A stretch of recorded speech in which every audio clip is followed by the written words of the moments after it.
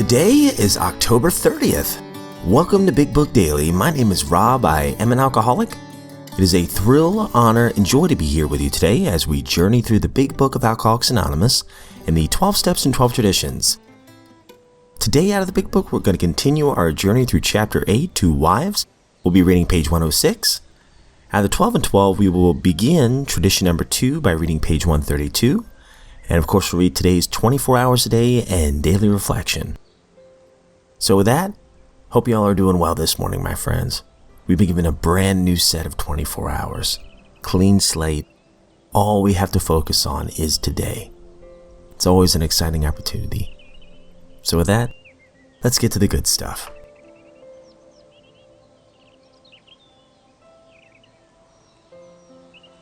Out of the Big Book, we're going to read from the bottom of page 105 to 106. There was never financial security. Positions were always in jeopardy or gone. An armored car could not have brought the pay envelopes home. The checking account melted like snow in June. Sometimes there were other women. How heartbreaking was this discovery? How cruel to be told that they understood our men as we did not. The bill collectors, the sheriffs, the angry taxi drivers, the policemen, the bums, the pals, and even the ladies they sometimes brought home. Our husbands thought we were so inhospitable. Joy killer, nag, wet blanket. That's what they said. Next day they would be themselves again, and we would forgive them and try to forget. We've tried to hold the love of our children for their father. We have told small tots that father was sick, which was much nearer the truth than we realized. They struck the children, kicked out door panels, smashed treasured crockery, and ripped the keys out of pianos. In the midst of such pandemonium, they may have rushed out threatening to live with the other woman forever. In desperation, we've even gotten tied ourselves. The drunk to end all drunks. The unexpected result was that our husbands seemed to actually like it. Perhaps at this point, we got a divorce and took the children home to father and mother. Then we were severely criticized by our husbands' parents for desertion. Usually we did not leave. We stayed on and on. We finally sought employment ourselves as destitution faced us and our families. We began to ask medical advice as the sprees got close together. The alarming physical and mental symptoms, the deepening pall of remorse, depression, and inferiority that settled down on our loved ones. These things terrified and distracted us. As animals on a treadmill, we have patiently and wearily climbed, falling back in exhaustion after each futile effort to reach solid ground. Most of us entered the final stage with its commitment to health resorts, sanitariums, hospitals, and jails. Sometimes there was screaming delirium and insanity, and death was often near.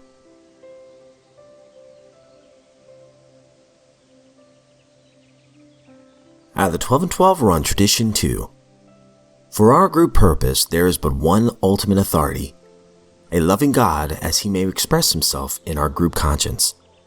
Our leaders are but trusted servants. They do not govern. Where does AA get its direction? Who runs it? This too is a puzzler for every friend and newcomer. When told that our society has no president having authority to govern it, no treasurer who can compel the payment of any dues, no board of directors who can cast an erring member into outer darkness, when indeed no AA can give another a directive and enforce obedience, our friends gasp and exclaim, "Well, this simply can't be. There must be an angle somewhere." These practical folk then read Tradition 2 and learn that the sole authority in AA is a loving God as he may express himself in the group conscience. They dubiously ask an experienced AA member if this really works.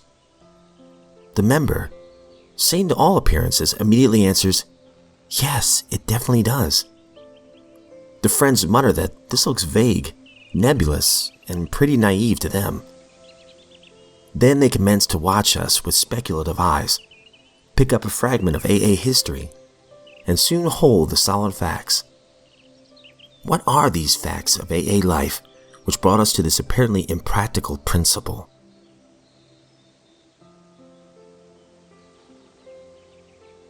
"24 hours a day, October 30th. AA thought for the day. I have real friends where I had none before. My drinking companions could hardly be called my real friends, though when drunk we seem to have the closest kind of friendship. My idea of friendship has changed.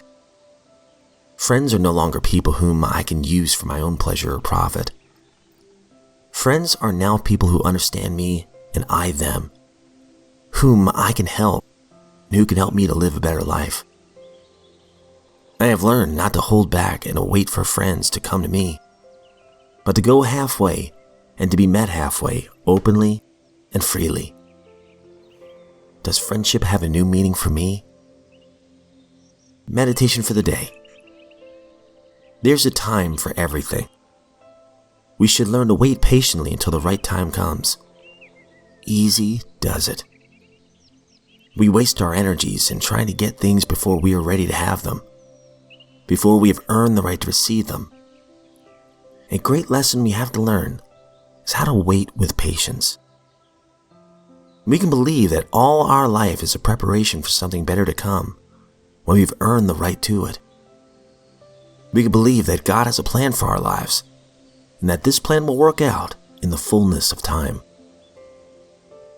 Prayer for the day. I pray that I may learn the lesson of waiting patiently. I pray that I may not expect things until I have earned the right to have them.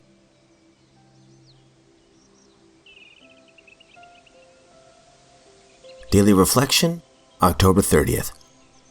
Live and let live. Never since it began has Alcoholics Anonymous been divided by a major controversial issue, nor has our fellowship ever publicly taken sides on any question in an embattled world. This, however, has been no earned virtue.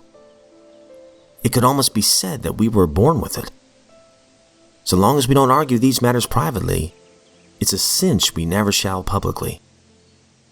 12 Steps and 12 Traditions, page 176. Do I remember that I have a right to my opinion, that others don't have to share it? That's a spirit of live and let live. The Serenity Prayer reminds me, with God's help, to accept the things I cannot change. Am I still trying to change others? When it comes to courage to change the things I can, do I remember that my opinions are mine and yours are yours? Am I still afraid to be me?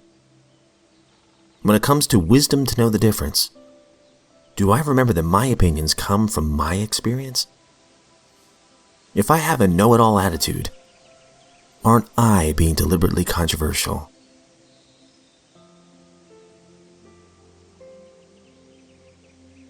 Okay, that concludes today's reading, and that last one, boy, that stands out to me. You know, lately I've been asking myself 3 questions when I wake up, or trying to.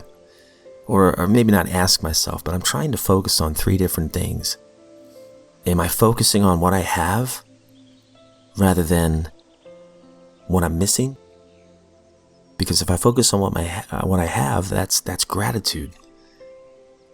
And that gives me peace. And a grateful heart for me does not drink. And then the second one is, am I focusing on the past, the present, or the future?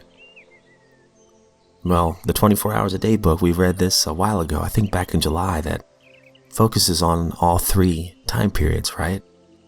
And the only one we have any real say in is the present. Am I focusing on today, this set of 24 hours? So that's question number 2 that I've been asking myself.